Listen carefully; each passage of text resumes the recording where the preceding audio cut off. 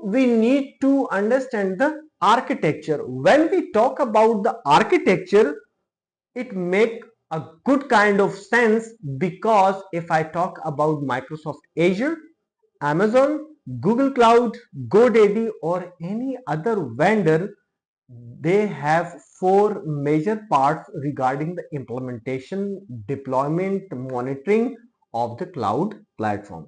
The first part is compute. So whenever I am trying to create the virtual machines, so the compute option on the platform of Microsoft Azure will perform this action for me. And if I talk about the Google Cloud, so virtual VM instance will perform this task. So it means that the architecture is same. Microsoft is calling virtual machine technology as a compute, while Google call it as a VM instances. And if I talk about the Amazon, so they use the different terms and different procedures for creating the virtual machine. And if I move forward, the second and important part is virtual networks. So inside the data center, we have physical switches, but whenever we talk about the cloud infrastructure, we know that in the industry of cloud computing, all the physical components will be converted into the virtual components. That's why we heard the terms like software defined data centers, software defined storage, software defined networks. So in the industry of software defined networks, we have the virtual networks, and that part is covered in the field of networks. So whenever we deal with Google Cloud, Amazon or Azure, the virtual networks will work in a same manner like in the physical data center. We have physical switches. In the cloud platform, we have the virtual switches and VLANs as well. The same IP structure, IPv4, IPv6 and all the security parameters will be performed in the same manner. Now, if I move forward, so the third and the major component regarding the cloud computing is storage. So Microsoft Azure have number of solutions to facilitate their customers when they are dealing with the storage options.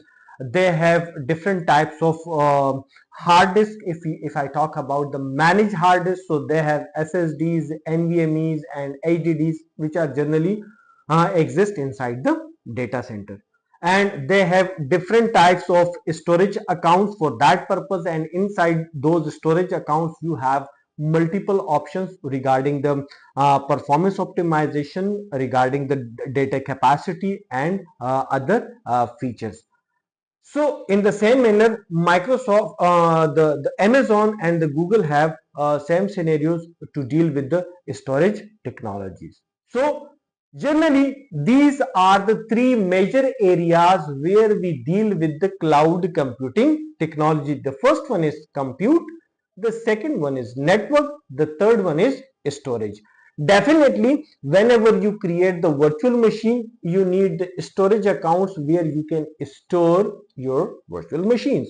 And in the same manner, when multiple virtual machines created on any cloud platform, they need to communicate with each other. So for that purpose, you need the network technologies on the platform of cloud. So these are the three major components when we talk about the architectural industry. Now the question is, where is the part 4, or where is the fourth major component? And that major component is known as security. Whenever you are dealing with the cloud computing technology, we know that our whole infrastructure, if we are dealing with the Google Cloud, Amazon, Azure or any other cloud platform, our whole infrastructure is generally exposed to internet. And in this case, we need strong security features, security capabilities whenever we are dealing with the hackers, spywares, malwares and other stuff. And for that purpose, Microsoft Azure, Amazon, Google Cloud provide different kinds of applications, and the most important one is firewall. So definitely Amazon Azure and Google Cloud have their own firewalls. If I talk about the platform of Microsoft Azure, so they have web application firewall, and that firewall is working in the same manner, a physical firewall which is just become a part of the software defined network. So you can create your NAT tools, PAT tools, network security groups, and a number of other stuff, advanced threat protection, deep packet inspection. All these features are performed by WAF.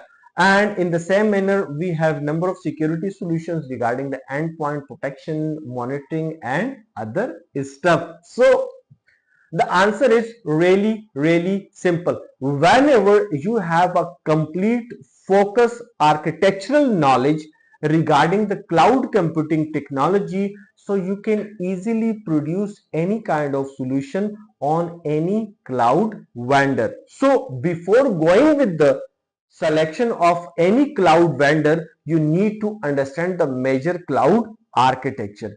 When you have the major understanding about the architecture, so you will become very friendly when you are dealing with any cloud platform. So according to my suggestion and according to my work experience, as I have done number of projects on multi-cloud platform, and number of projects I perform on the Google Cloud platform, Amazon, and Azure as well, and few of them are on the platform of GoDaddy as well. So I understand that when I have the architectural knowledge, I have the complete understanding of the cloud computing architecture, so I can easily deal with any cloud platform. Now, it's time that we need to explore what kind of solution our client required.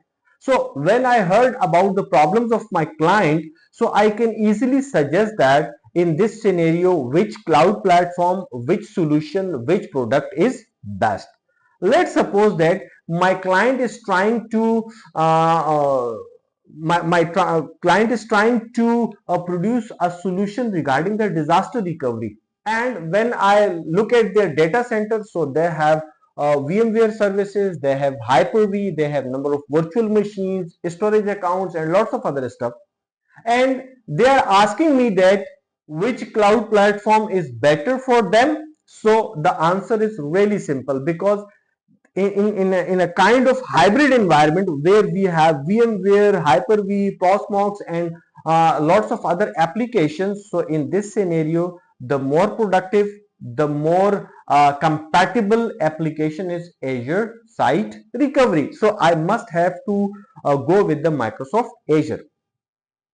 While if I talk about the virtual machine, let's suppose my client is trying to create their virtual machines on the platform of cloud computing. So in this case, I will suggest them they can go with the Google Cloud, because Google Cloud is less expensive when we are comparing with the other cloud vendors like Amazon and Azure. And if someone talk about the Kubernetes, automation, DevOps, so in this scenario, Amazon is the best. So the important thing is that there is no single cloud vendor which fit in all situations, in all scenarios, in all case studies. So it's up to you. So in my kind opinion, you need to understand the architecture, and when you have the architectural knowledge, you can easily deal with any cloud platform and produce tremendous kinds of solutions for your clients and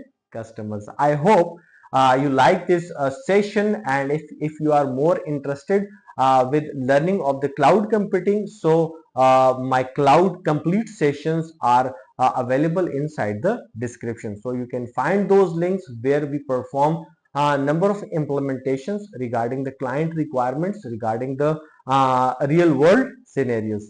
Thank you very much.